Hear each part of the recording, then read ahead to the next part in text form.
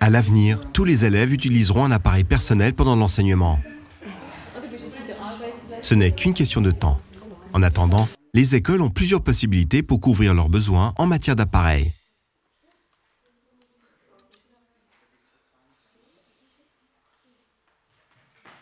Alors, les recommandations de la direction de l'instruction publique vont dans le sens que chaque élève ait un appareil à un moment donné.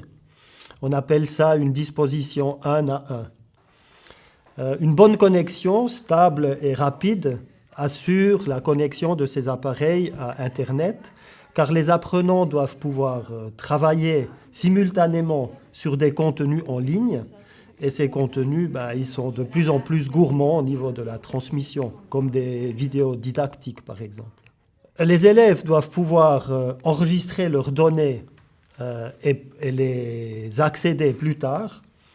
C'est pour ça que l'école met en place un espace de stockage suffisant, soit sur un réseau interne, soit en ligne sur le nuage.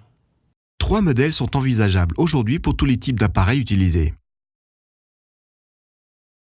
Le pool d'appareils. Un nombre d'appareils mobiles suffisant à équiper au moins tous les élèves d'une classe est stocké dans une salle. Ces appareils ne sont pas assignés à une personne en particulier et sont réservés par les enseignants. Appareil scolaire personnel. L'école dote chaque élève d'un appareil personnel qui reste toujours en sa possession. Ces appareils peuvent être utilisés par les enseignants pendant les leçons ou servir à faire les devoirs.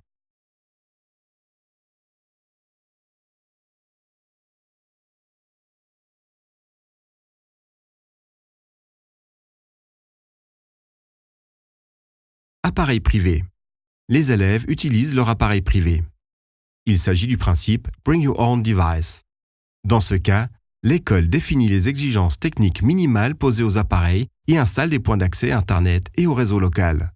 L'acquisition et l'entretien des appareils incombent aux élèves.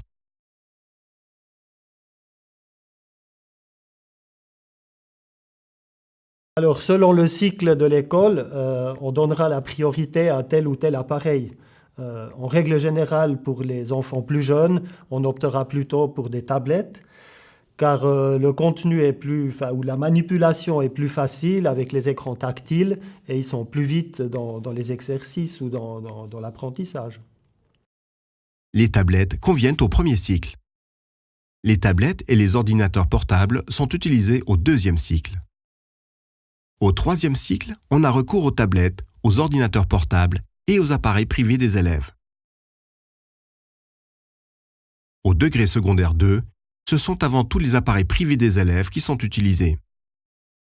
Le plus important pour nous, et puis je pense en règle générale, c'est que les appareils soient légers et mobiles et qu'ils aient un minimum de maintenance si possible.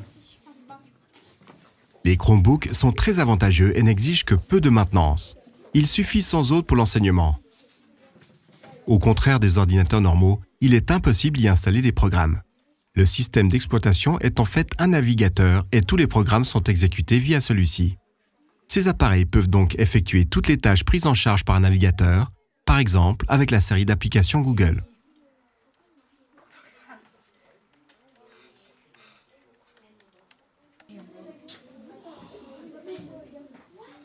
Notre école, elle a 4 bâtiments physiques, mais une seule plateforme virtuelle.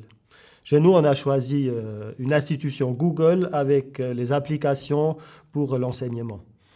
Avec plein d'autres ressources qui se trouvent en ligne, c'est largement suffisant pour atteindre les buts du nouveau plan d'études roman, en tout cas déjà pour l'école primaire. Et cette solution, elle a l'avantage que le système d'exploitation et les applications soient toujours actuels, mis à jour automatiquement. La maintenance est beaucoup moins importante. On gagne du temps qu'on peut consacrer à d'autres tâches comme soutenir un enseignant dans la classe plutôt que de travailler sur les machines.